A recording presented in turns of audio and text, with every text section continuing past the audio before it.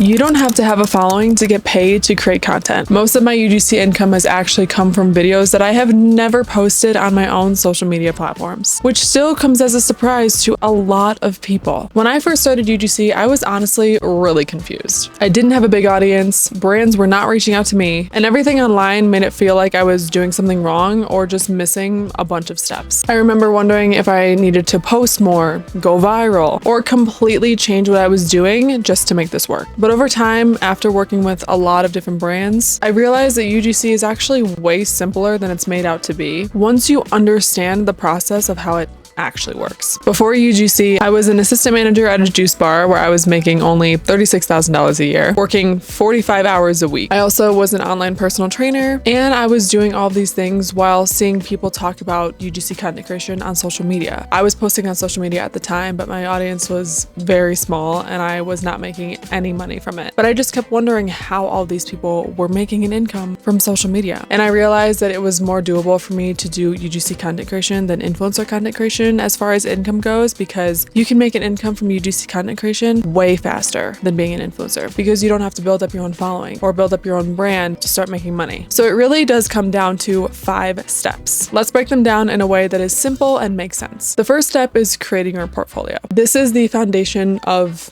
everything. It's basically your resume in the UGC content creation world, and it shows brands what you're capable of. You don't need followers for this because brands care more about how your content looks and feels than how many people follow you. Your portfolio can be small. You can start off with like 6 to 9 videos in there. Show a few different styles, some product demos, some B-roll with a voiceover, some talking to camera style videos. They don't need to be perfect. They just need to be natural and believable and authentic. You don't want to sound like you're too over-polished, or you also don't want the video to sound like it's an ad. The simplest way to start your UGC portfolio is by going to Canva. You can create a free account in Canva. They have a bunch of different templates that you can choose from. Just pick one in there, edit it to your liking, put your content in there, publish it as a website, and boom, you have your beginner portfolio in less than 24 hours. The second step is finding UGC deals. And this is where most people feel stuck because they just assume that brands will just magically find them. But that's not really how it works. UGC is more like freelancing, where you apply, you pitch, and you follow up, whether that's through platforms or reaching out to the brands directly. Not hearing back does not mean that you're failing. It's just a natural part of the process. Places that you can find brands to reach out to are on the Meta Ads library or the TikTok ads library, because there you'll see brands that are already running UGC style ads. So what you do is you'll go in there, you'll type in a brand, or you'll just categorize down a niche, see what brands are running ads, go to their websites, find their contact information, and send them a pitch. You can also join platforms like Billo, Poly, Trend.io, Incense. You can also look on X. X has a ton of UGC jobs on there, people that are looking for UGC work, people that are hiring UGC creators. Facebook groups are also another place to look that is good as well. Also joining platforms like Upwork, Fiverr, and Backstage. The third step is finalizing the deal and making sure that you're protected before you create anything, meaning that you're clear on what you're delivering, how much you're getting paid, and when, because skipping this part is where a lot of creators can get burned. The fourth step is creating the content. And this part is usually a lot less intimidating than people expect. Brands aren't looking for influencer style, super polished videos. They want content that feels like it came from a real person. So as long as you follow the brief and you keep things natural, you're doing it right. The final step is delivering the content and getting paid. And this part matters more than people think. Delivering on time, communicating clearly, and being professional is how one project turns into consistent work. That's really the whole UGC process from start to finish. And once you see it laid out like this, it stops feeling confusing and starts feeling doable. You don't need to go viral or have a massive following. You just need to understand how the process works. And if you want a more detailed step-by-step breakdown, especially if you're starting from zero, I do have a beginner course that's linked below. Even if you don't check it out, I really hope this video helped things click and made UGC feel a little less overwhelming. Trust me, if I can do it, you can do it too.